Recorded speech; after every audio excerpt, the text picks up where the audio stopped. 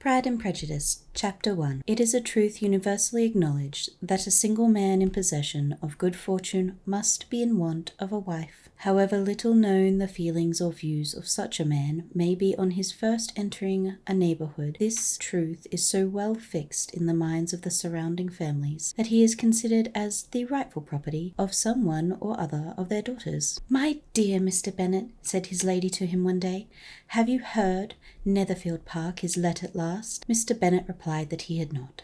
"But it is," returned she, "for Mrs. Long has just been here, and she has told me all about it." Mr. Bennet made no answer. "Do not you want to know who has taken it?" cried his wife impatiently. "You want to tell me, and I have no objection to hearing it." This was invitation enough. "Why, my dear, you must know. Mrs. Long says that Netherfield is taken by a young man of large fortune from the north of England, that he came down on Monday in a chaise and four to see the place, and was so much delighted with it that he agreed with Mr. Morris immediately that he is to take possession before Michaelmas, and some of his servants are to be in the house by the end of next week. What is his name? Bingley. Is he married or single? "Oh, single, my dear, to be sure. A single man of large fortune, 4,000 or 5,000 a year. What a fine thing for our girls!" "How so?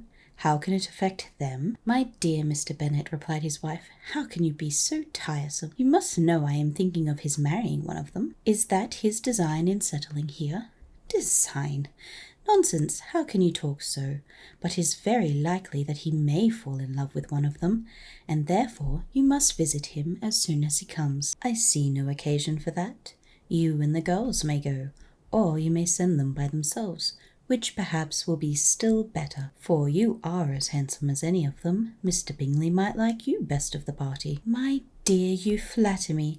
I certainly have had my share of beauty, but I do not pretend to be anything extraordinary now. When a woman has 5 grown-up daughters, she ought to give over thinking of her own beauty. In such cases a woman has not often much beauty to think of." "But, my dear, you must indeed go and see Mr. Bingley when he comes into the neighbourhood." "It is more than I engage for, I assure you. But consider your daughters. Only think what an establishment it would be for one of them.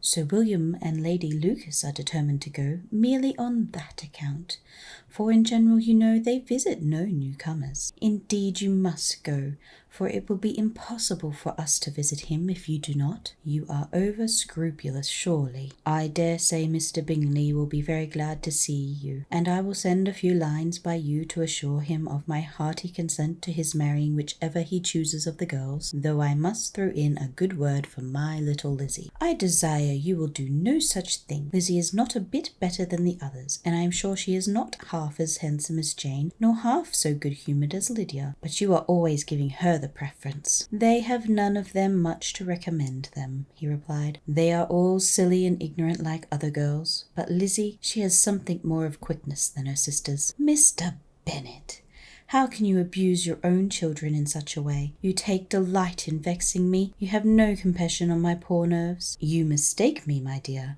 I have a high respect for your nerves. They are my old friends. I have heard you mention them with consideration these 20 years at least. You do not know what I suffer, but I hope you will get over it, and live to see many young men of 4,000 a year to come into the neighbourhood. It will be of no use to us if 20 such should come, since you will not visit them. Depend upon it, my dear, that when there are 20 I will visit them all." Mr. Bennet was so odd a mixture of quick parts, sarcastic humour, reserve, and caprice, that the experience of 23 years had been insufficient to make his wife understand his character. Her mind was less difficult to develop. She was a woman of mean understanding, little information, and uncertain temper. When she was discontented, she fancied herself nervous. The business of her life was to get her daughters married. Its solace was visiting and news.